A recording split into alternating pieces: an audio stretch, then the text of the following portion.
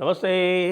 आप सभी से अनुरोध है कि कृपया हमारी चैनल को सब्सक्राइब करें, वीडियो को लाइक करें और हमारे दी जयपुर डायलॉग स्टोर पर जाने के लिए नीचे क्लिक करके हमारे मर्चेंडाइज को अवश्य एक्सप्लोर करें। ईरान और इसराइल का युद्ध हो रहा है और उससे भारत को बड़ा फ़ायदा है, ऐसा मैंने आज सवेरे एक वीडियो में कहा था।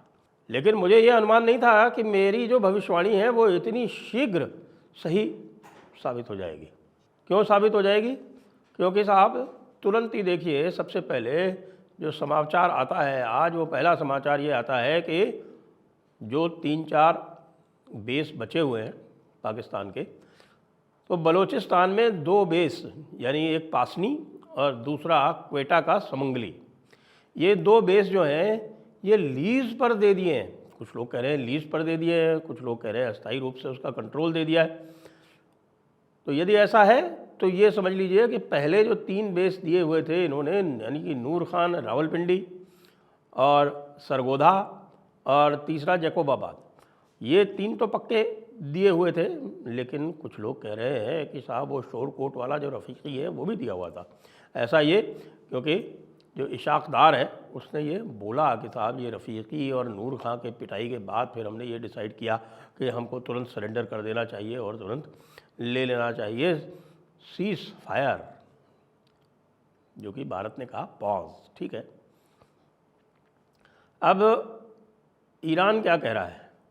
ईरान के यहाँ से हमारे सूत्र बता रहे हैं कि ईरान में से समाचार आया है कि ईरान पाकिस्तान से बहुत बुरी तरह से रुष्ट है, और वह रोष इसलिए है कि उम्मत में जो धोखा है वो बर्दाश्त नहीं है।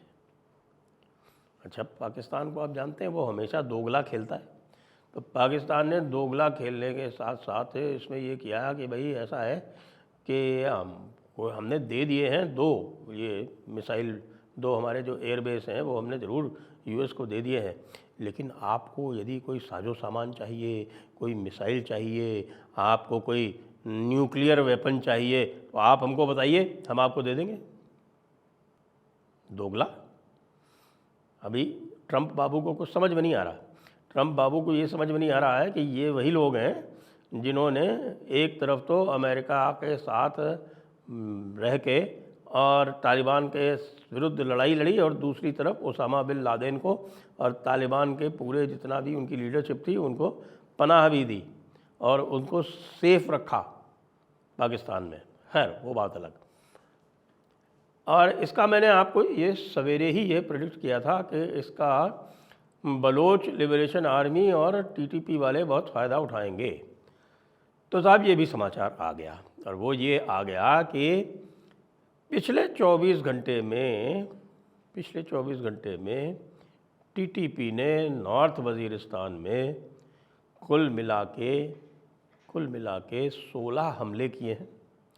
उसमें से 20 से अधिक पाकिस्तान के सिपाही और अफसर मार दिए हैं। अच्छा, और हमले भी कैसे किए हैं? ड्रोन से हमले किए हैं।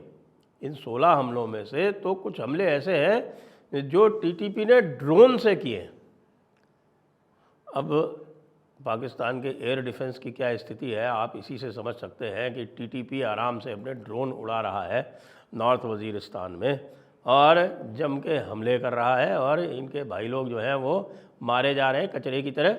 और दूसरी तरफ आसिम मुनीर मियाँ जो हैं वो बैठे हुए हैं कहाँ? अमेरिका में। अच्छा, दूसरा और जो फॉल आउट था वो भी आ गया है सामने। देखिए, मेरी जो भविष्यवाणी थी वो कोई भविष्यवाणी नहीं थी, मैंने कोई कुंडली देख के नहीं कही थी। ये जो कुछ भी कहा था वो विश्लेषण था। कुछ लोग अपने विश्लेषण को भविष्यवाणी बता देते हैं, लेकिन मेरा विश्लेषण था, और वो पूरी की पूरी तरह जो स्थिति है उसको आकलन करके ये कहा गया था।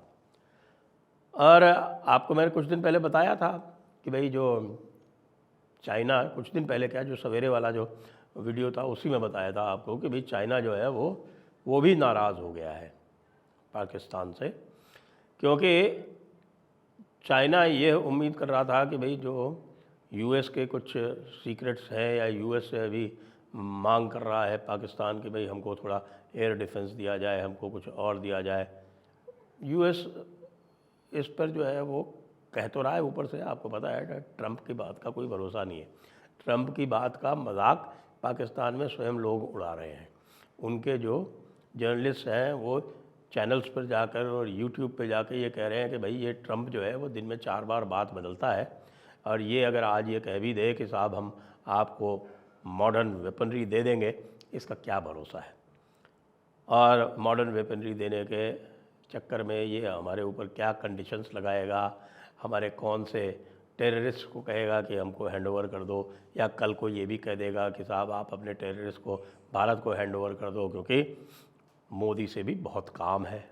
क्वाड की मीटिंग होने वाली है, क्वाड की मीटिंग में ट्रंप को आना है भारत में, वहाँ पर मोदी जी से राब्ता करना है।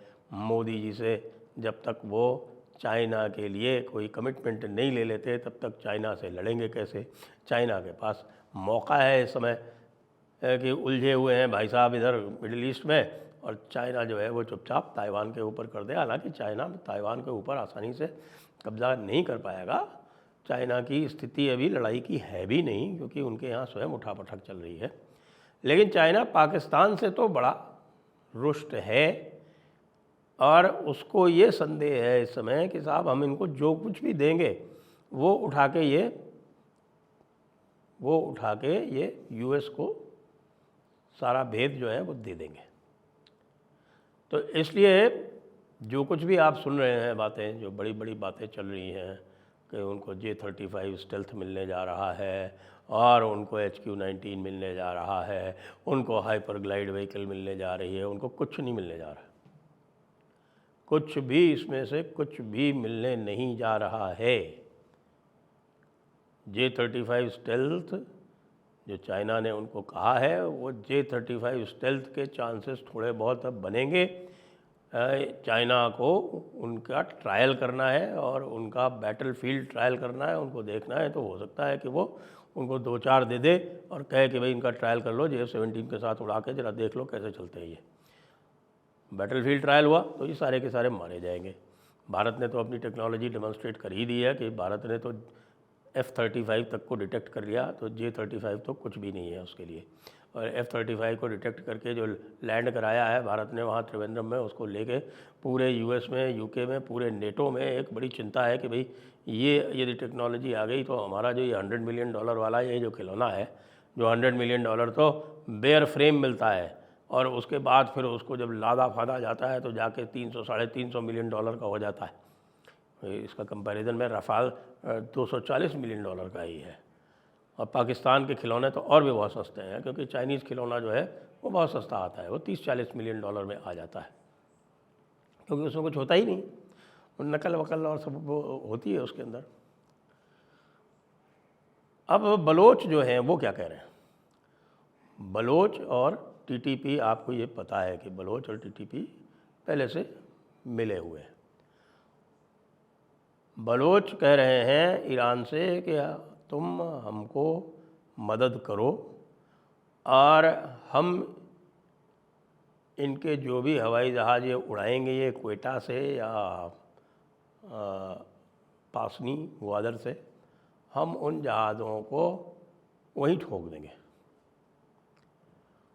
उसके लिए आप हमको जो है वो मैन पोर्टेबल एयर डिफेंस वाला जो सिस्टम होता है वो दे दीजिए, और हम आपका काम यहीं कर देंगे। शर्त इतनी है कि भाई जब आपकी स्थिति हो जाए तो हमारा जो ये सिस्तान बलूचिस्तान रीजन है इसको आप थोड़ा सा ऑटोनॉमी वगैरह दे दीजिए, लोकल सेल्फ गवर्नेंस दे दीजिए। और ये जो प्रपोज़ल है इसके बारे में ईरान में चर्चा भी हो रही है। ईरान इतनी जल्दी फोल्ड हो नहीं रहा है, ये भी चिंता का विषय है। इज़राइल को ये आशा थी कि भाई जब वो अटैक कर देगा, प्रीएम्प्ट कर देगा ईरान को, तो यूएस जो है वो कूद के आ जाएगा। दिख भी रहा था, साइंस भी दिख रहे थे कि यूएस जो है वो कूद के आके और क्रेडिट लेगा। ट्रंप को क्रेडिट की बहुत आवश्यकता है, ट्रंप तो जीता ही क्रेडिट पे है। हालांकि इजराइल ने और उनको ऑफ़र कर दिया है कि भाई कोई बात नहीं, देखो डीप स्टेट हमारे साथ है, अगर तुमको खाली नोबेल पीस प्राइज़ ही चाहिए तो डीप स्टेट को कंट्रोल हम करते हैं, पाकिस्तान नहीं करता है। इजराइल ने यह भी कह दिया है कि अगर पाकिस्तान ईरान को अंदर ही अंदर न्यूक्लियर मटेरियल सप्लाई करेगा तो हम पाकिस्तान के ऊपर भी आएंगे।